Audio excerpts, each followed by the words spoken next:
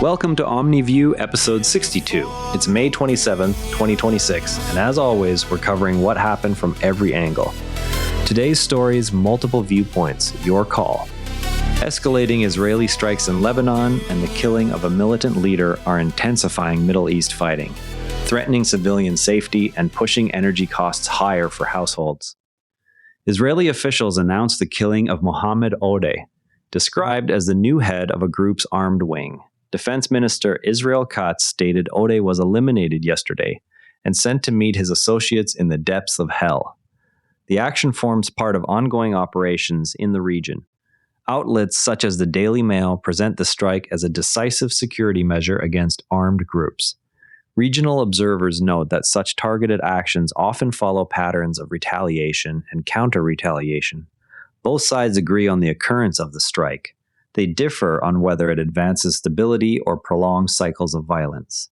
International coverage tends to frame these events within broader ceasefire efforts that have faced repeated strain. What verification methods confirm the identity and role of targeted individuals? Shifting now to the broader strikes in Lebanon.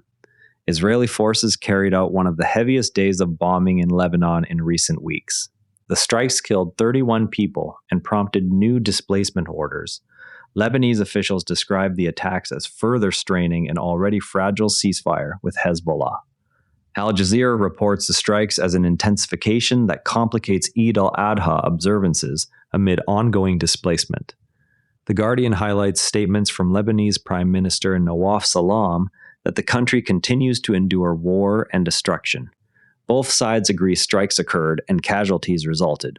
They differ on whether the actions respond to specific threats or represent broader pressure on the ceasefire framework. How are displacement orders communicated and enforced in affected areas? Next, we turn to the effects on British households. Britain's energy regulator announced a new price cap that will add £221 a year for a typical household.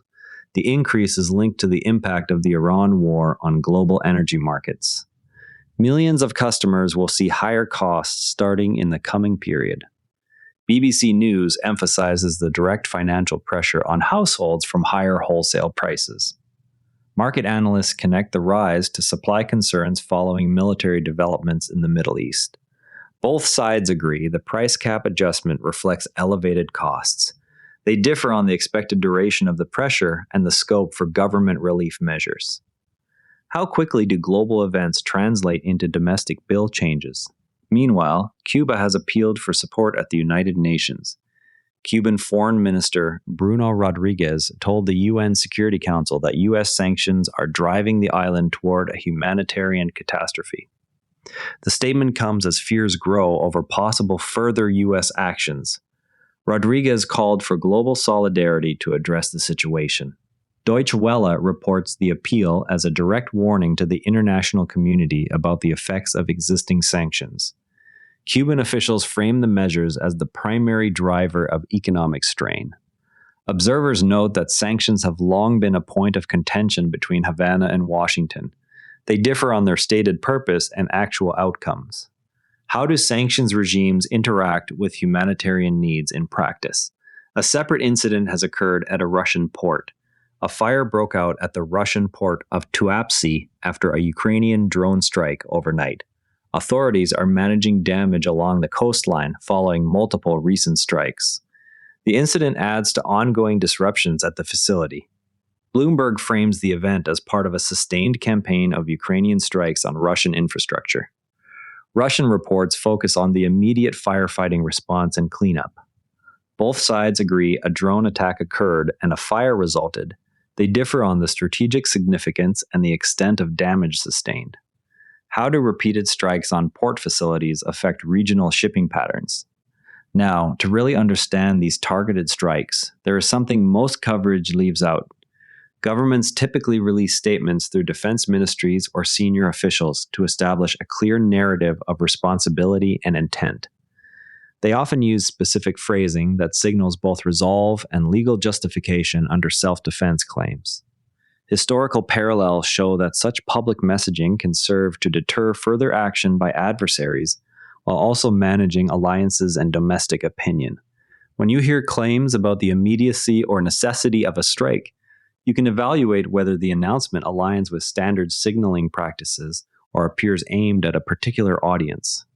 Next time you see a headline about an elimination or strike, ask who benefits from the timing of the disclosure, what legal language is used, and how the statement compares with previous announcements from the same actor. Tomorrow, watch for further updates on energy price caps and any new diplomatic efforts around the Lebanon ceasefire. That's OmniView. For full source links and more context, check out today's written briefing on the OmniView Summaries page. As always, compare outlets, look for primary documents, and separate what's known from what's assumed.